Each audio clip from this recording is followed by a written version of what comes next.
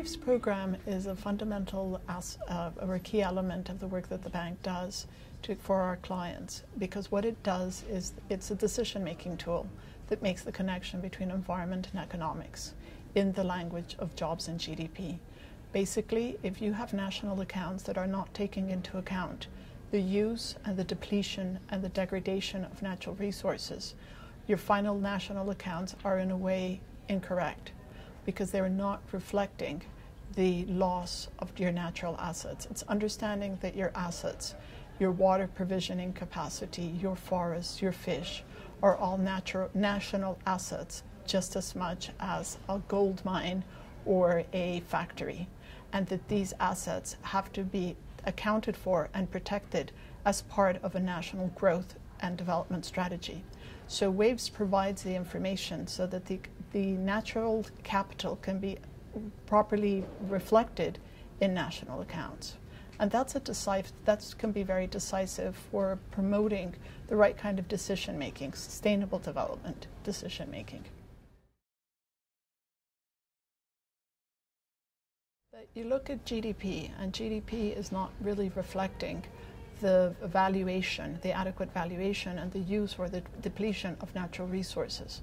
So people, decision makers, are not, when you look at national development strategies, really factoring in what those natural resources represent.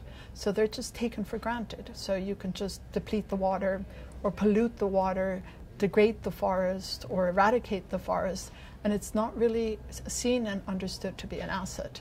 For example, the work that we've been doing in Guatemala enabled the government to realize that fully 97% of the deforestation was illegal.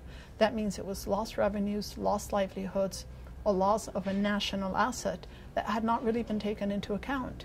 And when you look at the forest richness and wealth of Guatemala, it's quite significant. So Waves enabled the government to understand that they had an asset and that it was being depleted at an alarming rate with absolutely no benefit to the country and to the people. So that kind of information can really be decisive in turning around how a government, how a people, how a society understands what growth means.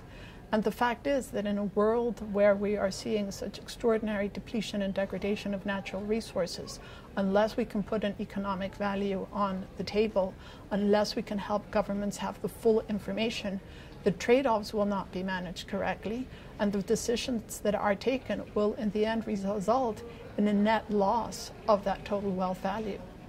So in Philippines, we're doing really interesting work in Southern Palawan region with biodiversity accounts. And the work there has focused on the ecosystem services provided by two keystone species. One is the crab-eating macaque, it's a type of monkey, and the other one is the Palawan bat.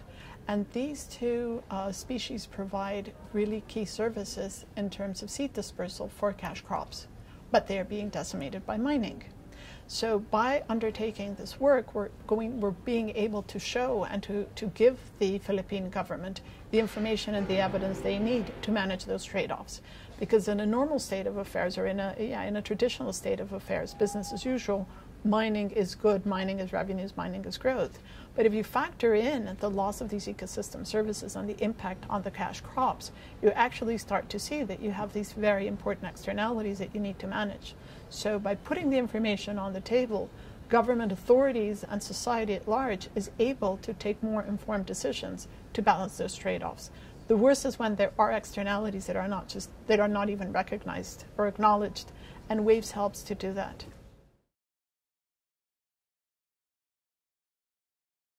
Absolutely. At this point, I don't remember the exact numbers, but we have over 60 governments that are lined up that really want to become core Waves countries. They want to have the support.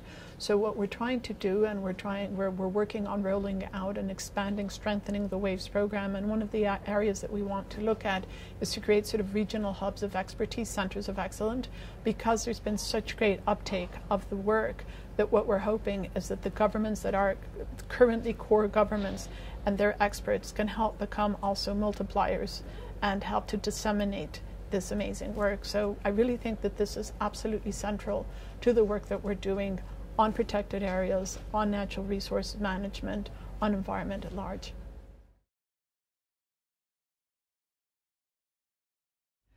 The thing with climate change, and where I see the silver lining, is the fact that, as I put it very simply, it has focused the mind on the planet. It is forcing governments, it is forcing society, it's forcing industry to understand that we cannot continue to grow with our back to the planet. It complements the work, if you will, on waves. You look at my country, for example, Colombia. Colombia is a country that is incredibly vulnerable, but it was only when we started to really be hit by successive waves of droughts and floods that we started to really understand how that you can't manage growth with your back to the natural resources, with your back to adequate spatial planning. And it changed, and it is changing how line ministries, how the development strategies, how the government, how society is understanding the relationship between human growth and the planet. So you see a lot more effort, for example, in managing floodplains. You see a lot more emphasis where you have coastal areas in terms of managing storm surges or coastal erosion by planting mangroves. You see very, very clear evidence coming in, for example, from places that have been hit by storms or the tsunami, where there was natural infrastructure, the impacts were much lessened. And we have been, without climate change, there's already efforts at, and very good examples of natural infrastructure. Look at the Catskills in New York, the classic example. And that was before, that was, in other words, that wasn't part of an adaptation strategy at the time. But when you look at examples like that, the fact that now you're starting to really understand the worth of that natural infrastructure, we can take these win-win solutions and roll them out and replicate them.